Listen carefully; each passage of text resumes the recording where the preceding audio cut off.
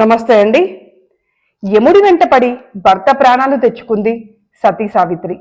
త్రిమూర్తులను చిన్న పిల్లలుగా చేసి వివస్త్ర అయి వాళ్ళకి అన్నం వడ్డించింది సతీ అనసూయ. ఇక సూర్యోదయం కాకుండా తన భర్త ప్రాణాలు కాపాడుకుంది సతీ సుమతి. ఇప్పుడు మనం సతీ సుమతి చరిత్ర తెలుసుకుందాం.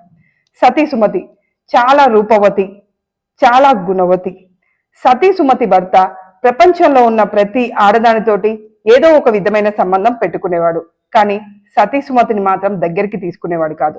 కానీ తన భర్త ఏమి చేసినా దాన్ని ఆనందంగా భరించేది సుమతి. ఇది ఇలా నడుస్తుంటే అతనికి ఈ చెడు అలవాట్ల వల్ల కుష్టు వ్యాధి వస్తుంది. అలాంటి సమయంలోనే ఒకరోజు అతడు వేశ్య గృహానికి వెళ్ళాలనుకుంటాడు. కానీ కుష్టు వ్యాధి వల్ల అతని కాళ్ళు చేతులు పనిచేయవు. ఒక అడుగు తీసి అడుగు కూడా అలా పెట్టలేడు. అలాంటి సమయంలో సుమతిని పిలిచి, సుమతి, నాకు వేశ్య గృహానికి వెళ్ళాలని ఉంది, నువ్వు తీసుకొని వెళ్తావా అని అడుగుతాడు. దానికి సుమతి సంతోషంగా నవ్వుతూ, మీరు ఏది చెప్తే అది చేయటమే భార్యగా నా పనండి అని చెప్పి ఒక బుట్ట ఏర్పాటు చేసుకొని ఆ బుట్టలో ఆమె భర్తని కూర్చోబెట్టుకొని ఆమె భర్తని వేశ్య గృహానికి తీసుకొని వెళ్తుంది. ఆ సమయంలో బుట్టలో ఉన్న సుమతి భర్త కాళ్ళు చేతులు ఆడిస్తూ చిన్న పిల్లవాడిలాగా సంతోషంగా కేరింతలు కొడుతూ ఉంటాడు. అయితే అతని కాలు వెళ్లి కొరత వేసి ఉన్న ఒక మునీశ్వరుడికి తగులుతుంది. అప్పుడు ఆ మునీశ్వరుడు, నీ తల 1000 వ్రొక్కలవునుగాక అని సుమతి భర్తకు శాపం పెడతాడు. అయితే అప్పుడు సుమతి భర్త ఎంతో భయపడతాడు. సుమతి కూడా ముందు భయపడుతుంది. తర్వాత ఇద్దరు ఇంటికి వస్తారు. ఇంటికి వచ్చి ఆలోచిస్తారు. అప్పుడు సుమతి భర్తకి ఇలా మాటిస్తుంది, ఏమండి, మీ ప్రాణాలు పోకుండా నా ప్రాణాలు అడ్డు వేస్తాను. ఎట్టి పరిస్థితిలో మీ ప్రాణాలు రేపు ఉదయం సూర్యోదయంలో పోవు, నాది మాట అని చెప్పిస్తుంది.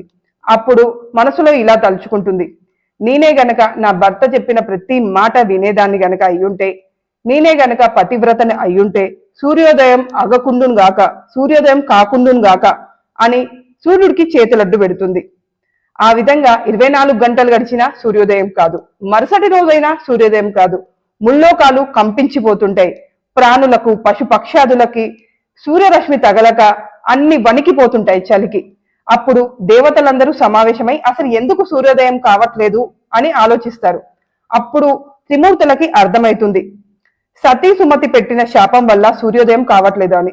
త్రిమూర్తులు వెంటనే సుమతి దగ్గరకు వచ్చి, అమ్మ సుమతి, నీ ఒక్కదాని భర్త వల్ల ప్రపంచాలన్నీ కంపించిపోతున్నాయి, సూర్యోదయం కావాలి అని చెప్పు తల్లి అని అడుగుతారు.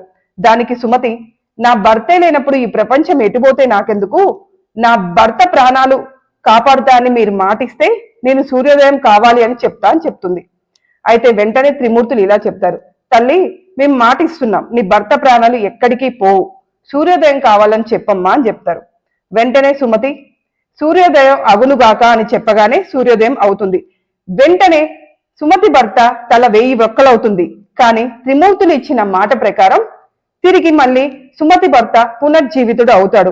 ఈ విధంగా తన పాతివ్రత్యంతో తన భర్తను తిరిగి దక్కించుకుంది.